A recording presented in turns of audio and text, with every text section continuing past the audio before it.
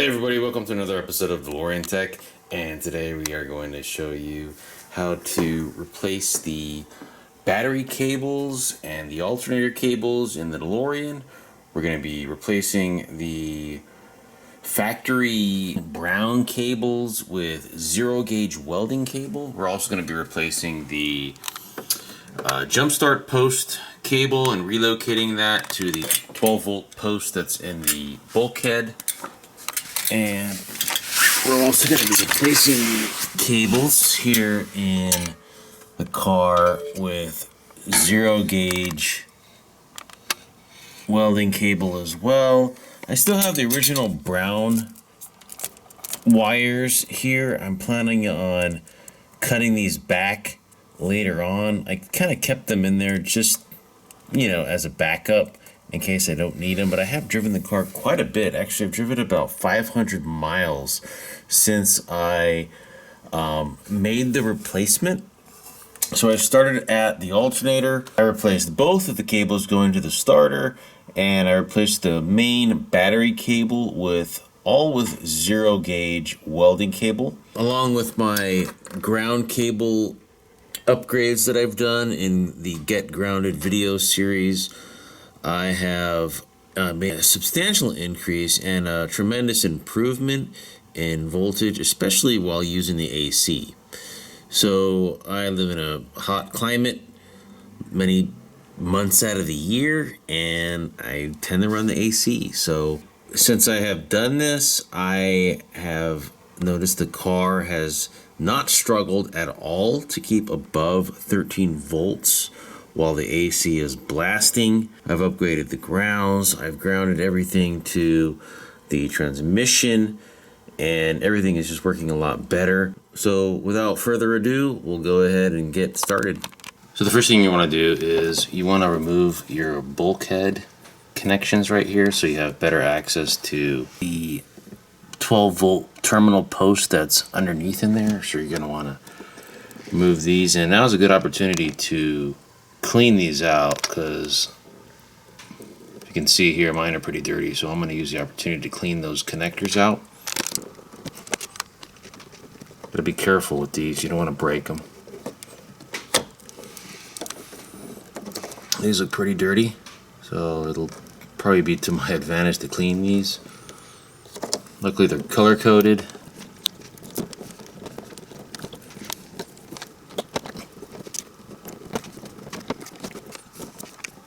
So this last one here might be kind of hard because of these brown wires that are in the way. So what you're going to have to do is you're going to have to move the one that's over here all the way out till it's right here.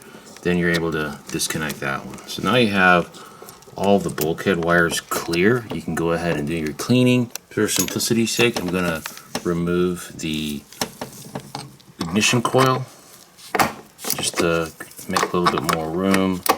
You've got a ratcheting combination wrench and you've cleared out these bulkhead connectors. It makes it a lot easier to remove. So it's just two bolts that are holding it in. So in order to loosen up the nut right there on the terminal, you're going to want to use a 13 millimeter or even a 1/2 inch will work to get that loose and remove it. I actually added a little bit of penetrating solvent to the nut so that it comes off a little easier. It's kind of optional. If you find it's kind of difficult to remove, you can try that. And now it's disconnected. So you have everything disconnected there. Go ahead and do some cleaning. So you're going to want to lay down some paper towels in here when you do the cleaning so that you don't drip solvent or whatever you're going to use to clean it all over the bottom of the engine bay. I think we'll also use the opportunity to either replace or clean this ground connection right here. So on that post right there, there's two nuts. There's a nylock and a regular nut, and then there is a washer and this plastic insulator right here. So I would take all of those off and clean as much as you can in there. That's what it looks like without anything on it. I'm thinking about fortifying that ground right there. I think what I might do is run another ground from there down to where I've grounded the battery, which is to the transmission. See what that does. So next you're going to want to take off the nuts here, as well as a terminal. You're going to need an 11 to get that off. It's not going to be easy because that terminal connector, at least on this one, is pretty close to the nut, so I can't get the ring end of the combination wrench over it, and I can't use a ratcheting one as well. So if I can do some of it by hand. So once you get the nut off, you can go ahead and start taking this nut off as well. It's good to get them all off so you clean all of them. That's also going to be an 11.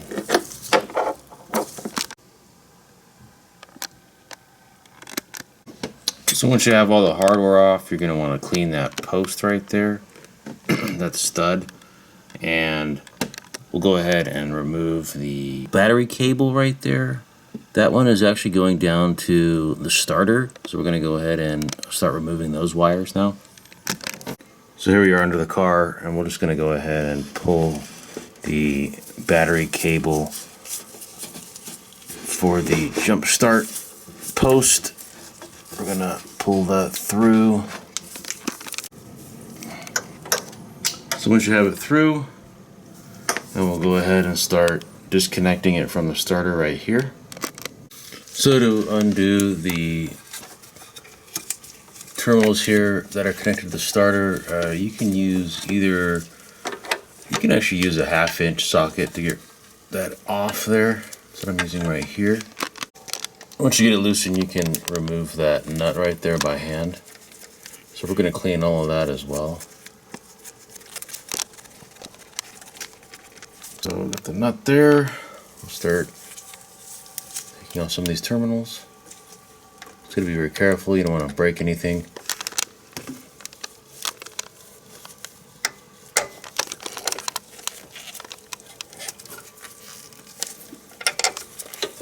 Comes off pretty easily right there from the starter. So we'll go ahead and clean that up as well. It doesn't look too bad actually. So we can now get rid of post cable. We'll go ahead and install a new one, probably the same length. And this is to the battery right here, this red one. And then this goes to the alternator, and we're going to go ahead and replace all of those wires right there. So we are also going to replace the alternator wires as well. So you have 2 bundles of 3 wires here. We're just going to replace each bundle with one large 0 gauge welding cable. So we'll have 2 coming off of this.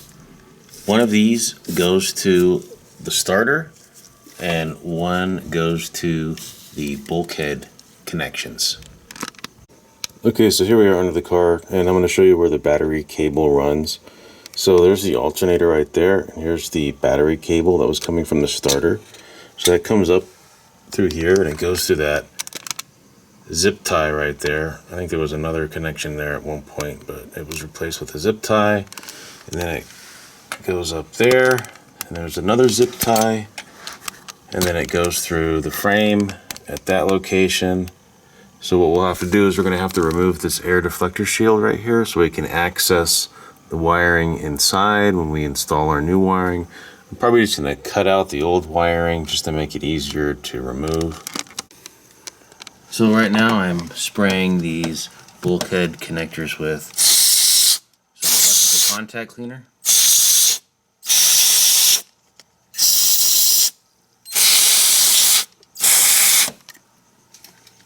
Just use this stuff right here.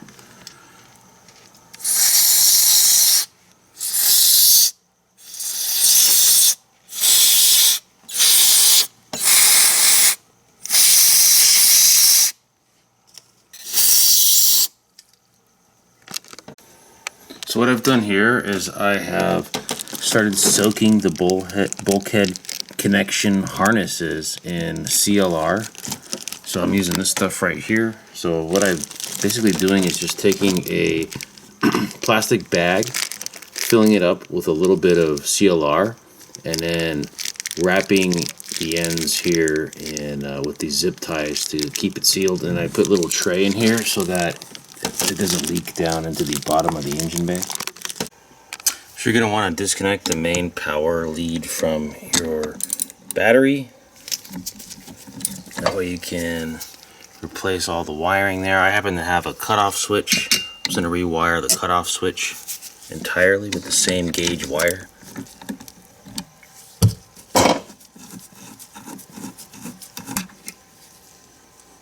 So you just have the two nuts and the two washers in there holding it together.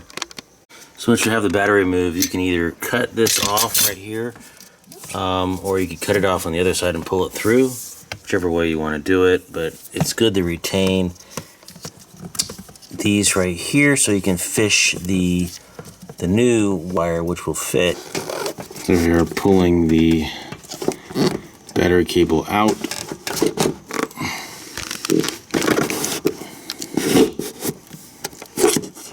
I coated the end with some silicone spray just to make it a little easier. And all you gotta do is just note the path. There's a point where there's a connector right here that sort of connects both the ground and the power together. I used a zip tie and I just cut that zip tie off. And you just note the path. It goes through the frame over here, and it goes over the trailing arm right here. So you just gotta back that out. Just be careful with that brake line right there. Just make sure it's easy to push through, that you're not forcing it through. Okay, so here we are pushing the battery cable through. I went ahead and preserved the original factory connections that were there. That way I'm gonna try to run the new battery cable through those same connections. It looks like they should be able to handle it. So you're just pulling this wire through. You can cut it out if you want. You can do this. You can do whichever way you want. It's really kind of a preference. So you want to clean off your bulkhead connections with the electrical contact cleaner. I would do it multiple times. And at the same time, you also want to clean the insides of these as well with the electrical contact cleaner. So if you have an access to an air compressor, using a compressed air to clean out the bulkhead connectors here will help a lot.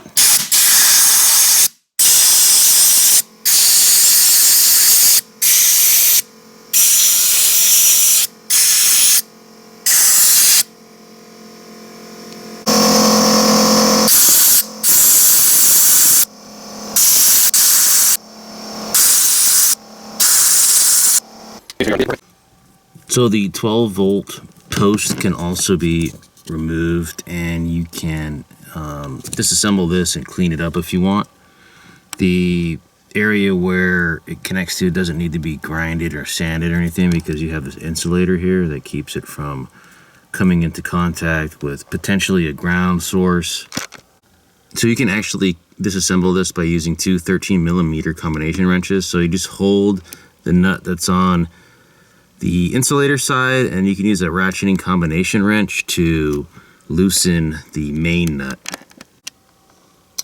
So this whole assembly here has a nut with the insulator, and as well as a spring washer and a nylock nut.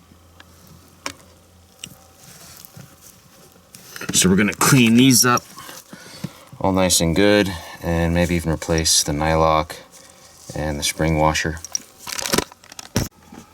You can also take a sanding tool, like a Dremel with a little sanding attachment, and then you can sand down and clean up the terminals as well.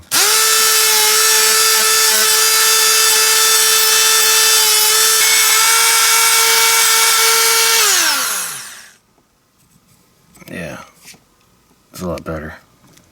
So once you get the hardware for the jump start post cleaned up, you're going to want to get that on as soon as you can, because I felt like this is going to fall in, so it actually can fall in there, so you have to be careful with that.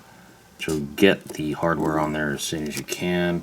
You don't have to have the battery cable ready just yet, but you can go ahead and put the hardware on there first in order to secure it.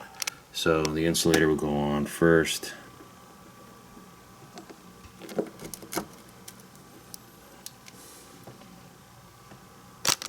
Followed by the washer,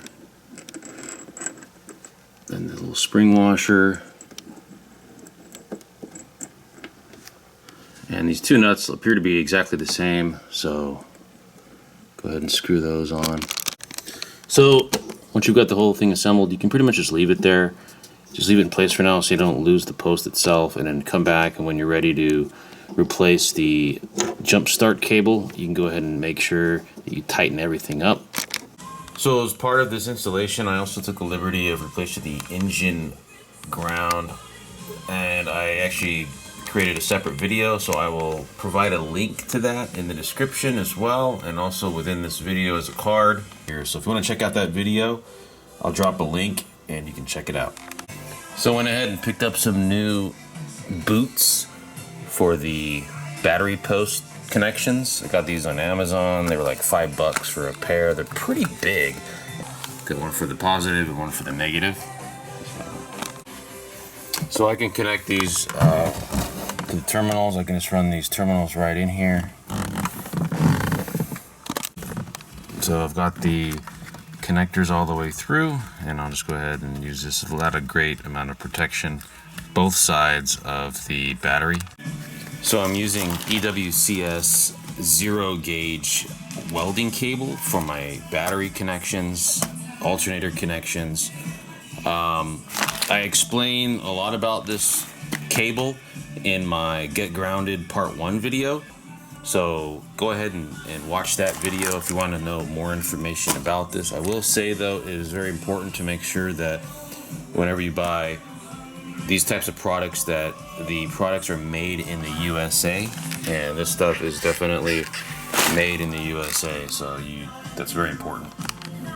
So once you've got your cable ready to go, what I recommend doing, instead of using the old battery cable as the measurement, I would just start running right out of the spool until you reach your battery compartment. You don't want to just cut it and then expect it to be able to run the whole length. You may end up a little short, so it's always better to just run it through. And I'm going to use the original battery cable path. It's really not that much thicker than the original. I believe this is a 4-gauge cable. This is 0-gauge. So again, when you route the new battery cable, you want to follow the same path, and if you can preserve the original connection points, like where that zip tie is right there, that's an original one. I was able to get the power wire through there. So just keep following the same path that the original cable took.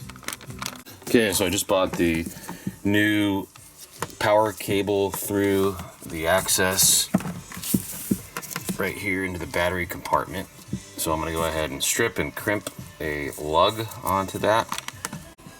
So in my case, I'm going to connect this to my battery kill switch here. So I'm going to put a lug on here, connect that to my kill switch, and then run this to the battery with the same gauge wire. Okay, so I went ahead and crimped on a new lug, and I've got that to the main battery cable here. I'm going to go ahead and make the connection to the kill switch. Okay, so I've got my battery in place. I've already got my terminals with the dielectric grease applied to them. So I'm going to go ahead and start making my connections now. I'll keep the battery turned off for the duration of the installation. Again, I'm going to replace this at the very end with a 0-gauge cable, the same cable as this. Okay, so I got the ground connection made. These boots work really well for these terminals, so it's definitely a keeper there. So I went ahead and reinstalled the battery. I'm going to go ahead and do a test fit here to determine how much length I need of the 0-gauge wire. The wire is actually really flexible. So I was able to just kind of push in the excess right there. You can also keep the excess inside here if you want, but I haven't tightened up this connection yet because I'm still need to figure out exactly how much of this I'm gonna need. So now I'm getting an idea of what length I would need for this. I actually cut a longer than I needed piece because just to make sure that I don't have a weird angle here, because this is kind of tight in here, and I'm probably gonna have to cut this back a little bit and then put the lug on. But before you do that, you want to also test fit the new boot. If you choose to get this new boot right here, see how that's gonna look. It's probably gonna have to go sideways, which is fine, or maybe it'll go in this way. Just gotta have to finagle it to find the right. But you don't want these wires pushing up against the battery or the kill switch.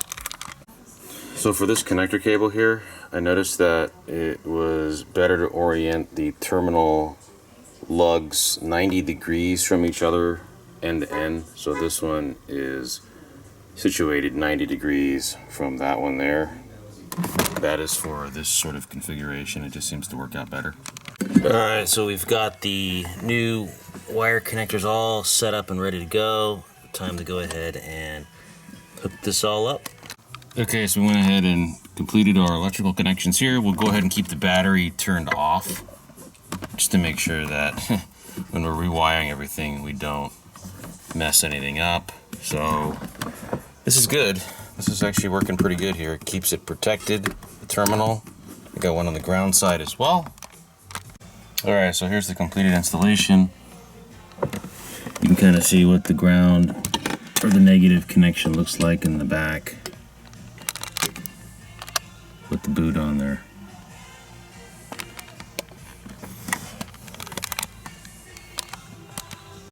So back underneath the car, whatever slack is on the power wire here, the 12 volt positive, you're going to want to push that back inside and route it back over here towards the starter.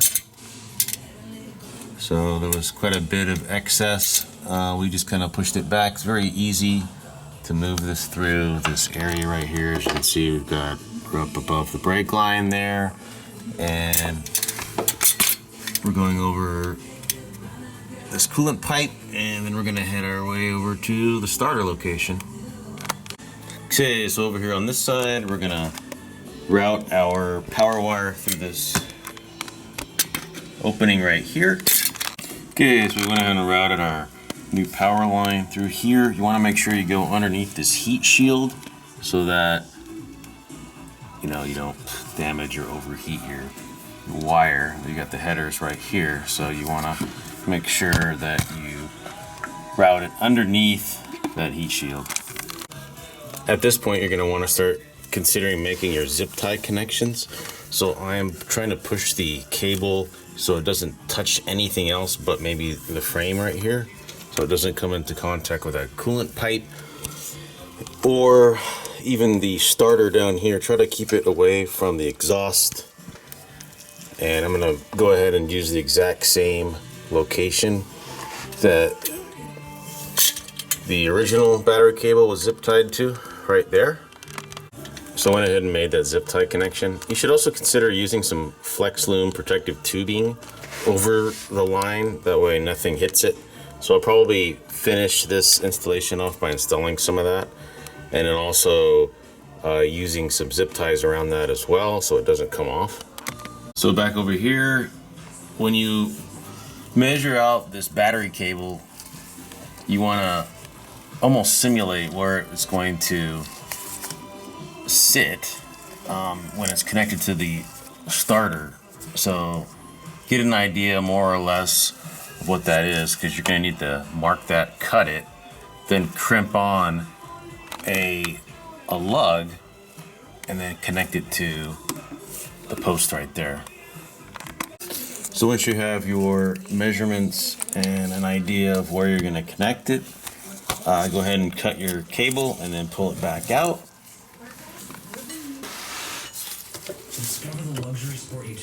So go ahead and pull that out and then we'll make the connection. Okay, so I'm test fitting the lug. Good thing about these lugs is if you buy a size that's too small for the post that you're trying to attach to, you can always just drill the hole a little bigger, and that's usually what I do. So most of the time I buy the 1/4 inch lugs, and I just drill the hole a little bit more and get it to fit. That way you have a good, not a tight fit, but you definitely want to make sure that it's snug and it's not too loose around there. So once you get your cables stripped, you can go ahead and then connect your lug and get ready to start crimping.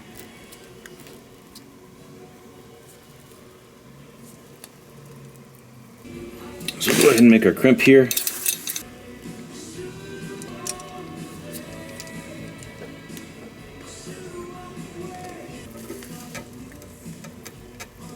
There we go. So I apply a little bit of some dielectric grease to any exposed areas here around the terminal and the jacket of the cable, just a little bit.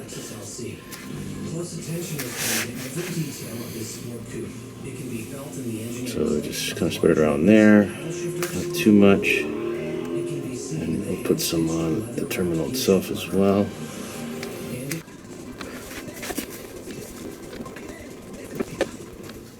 Make sure you be very careful about this. And you have two options at this point. You can actually run it. If you did the engine ground replacement like the way I did it, you can run it under that or you can run it above it.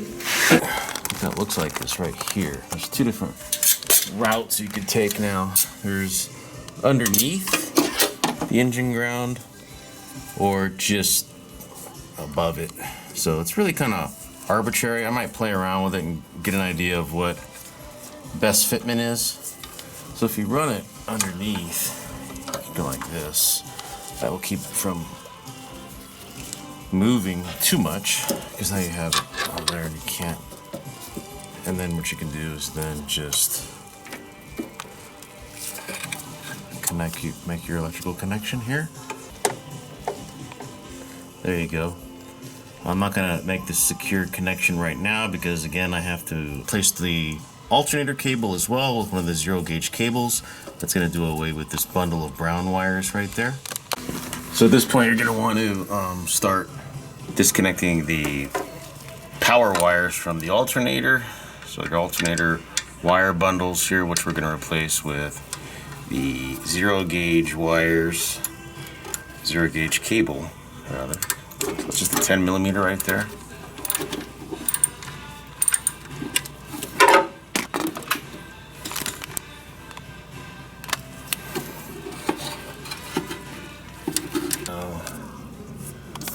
Next thing you want to do is you want to measure out how much alternator cable you're going to need. So I've got the cable connected here, and I'm trying to take the same path that the original alternator cable took, which was it kind of shot off from the main wiring harness and went down this way and then connected right into the starter inside there. So I'm going to try to just measure out and see how much I would need to make that connection. That's probably about it right there. So once you've determined your route, you're going to want to make your cut and then get an idea of how well that's going to work. So I would recommend trying to go around the exhaust if you can. The header's right here, and I've got the cable going around it as much as possible. I don't got it going close to it. I've got it going around it as much as possible, coming in at a loop right here, and then going straight to the starter. So I thought that'd be a better way to go, and I do plan on wrapping up everything in protective tubing after I'm done with the installation. So I'm also going to take the opportunity to run a connection to my battery tender. So this comes with the battery tender. It's basically just an extension that you can permanently connect to the vehicle. So I'm going to connect it here to the jump start post, and then I'm going to ground it to the ground here at the firewall. Okay, so now I'm running the cable back towards the bulkhead, and I'm going to make my alternator to bulkhead connection. So I'm just feeding the wire back through here, and then I'll run it up to the rear bulkhead. Okay, so you're going to want to run the bulkhead battery cable all the way up through here. So in the engine compartment, you're going to want to pull the wire as you push it through from underneath, and now you can get an idea of where you need to cut based on the location of the bulkhead connector. Okay, so we've made our cut, and this is the cable that connects the alternator to the bulkhead connection right here, the 12-volt post. And that will eliminate having to use these brown wires right here. You could either cut these back or you could tape them off. I'm probably just going to tape them off initially, and maybe at a later date, once I'm comfortable with the setup, I'll just get rid of these and cut them back as far as I can. You could open this up and try to cut back as much as you can. I don't know if I want to disassemble this electrical tape right here. Looks like it's on pretty good, so I'm probably just going to make the cut around here and then just cap those off. So we're going to start putting the terminals back together. I cleaned up these terminals as best I could. So we're going to connect the post back inside here and connect it from the other end.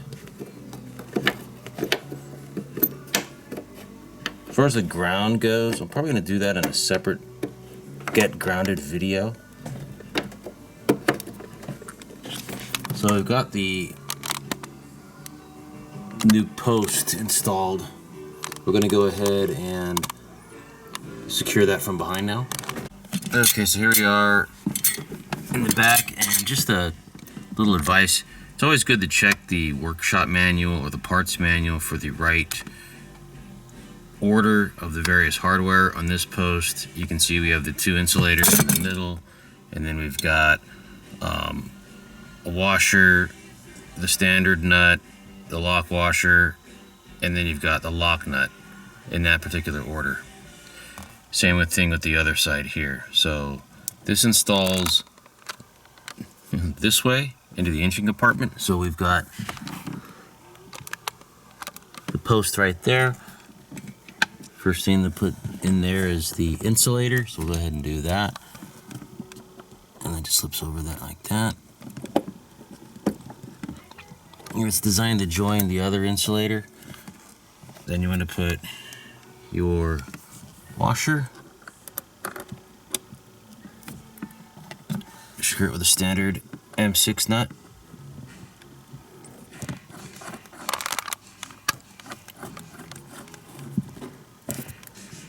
Then, when we make the connection, we'll go ahead and tighten that up with a 13 millimeter.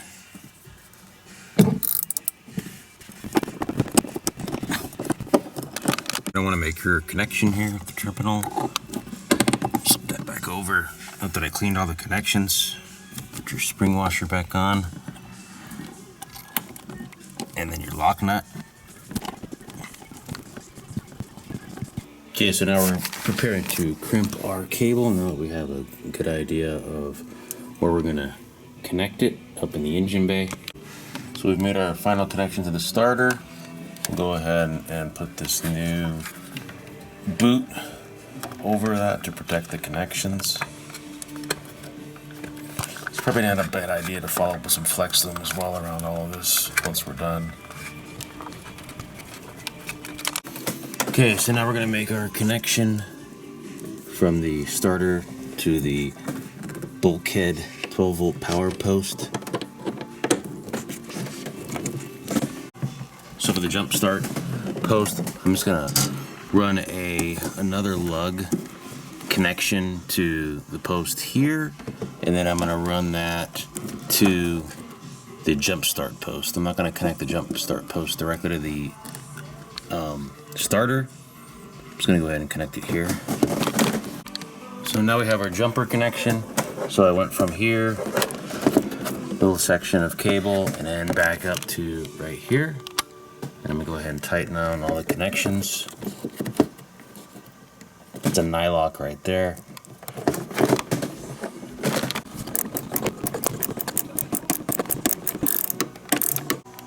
Almost forgot. I bought a replacement boot for this as well, so I'm gonna make sure that's on there before I tighten everything down.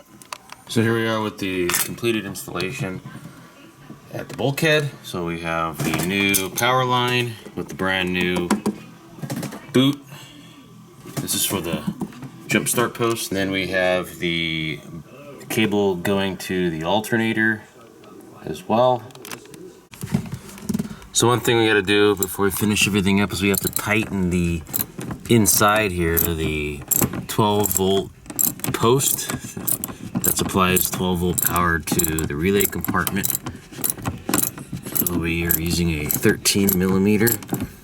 Go ahead and tighten that up. Don't over tighten too much, you don't break those insulators. That looks good.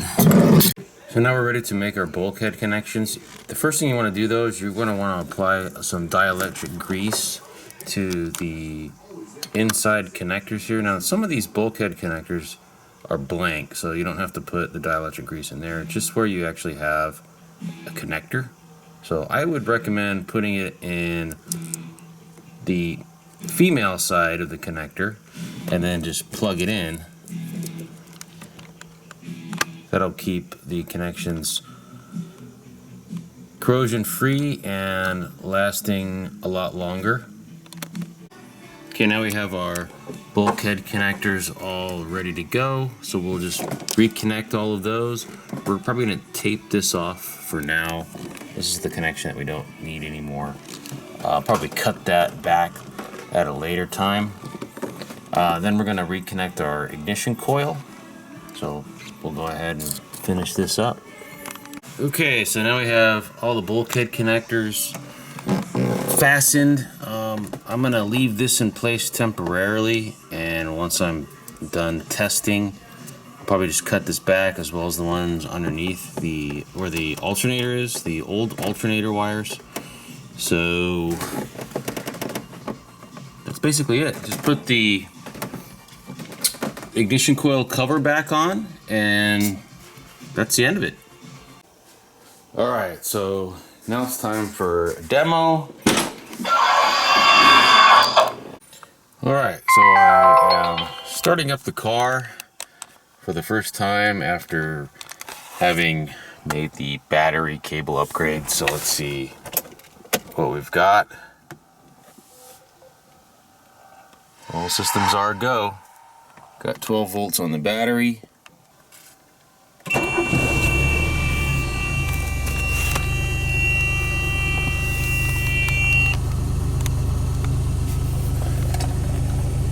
Wow.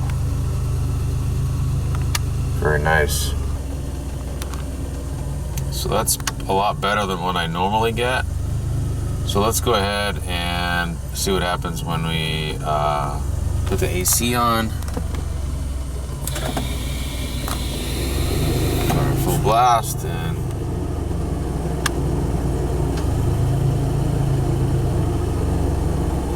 it's still above 13. Let's give it all the way.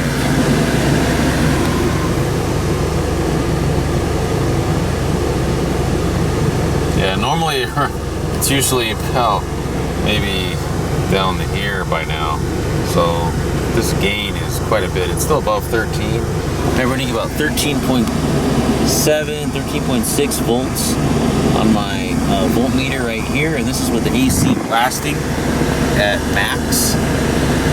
And I've got fan speed set at level 4. It's going pretty cold, so definitely a win. Alright, so here we are. We're driving on the freeway right now, and I just wanted to point out the voltage gauge is steadily above 13, and we've got the AC blasting right now on full. So we've got fan speed up to level 4, got the AC on. About a little under 3,000 RPMs right now in 5th gear, and this is great. I mean, I haven't had any problems This car has absolutely no trouble keeping the voltage gauge above 13 right here. And I also have my other gauge showing 13.7. Kind of jumps around a little bit. It's 13.8 right now, right here in my USB charger that I did. So it's working good. All right, so that wraps up our video. I went ahead and applied some of that flex loom tubing to pretty much all of the cables here. I think it's important to protect the stuff. I know that the jacket in here is pretty sturdy, but it never hurts to protect the cables from the elements as well as any debris that could be kicked up from the road. So let me know how you liked the video. Just drop a comment down below, and if you have any questions, I will try to answer those. Anyway guys, that's the video. Thanks for watching.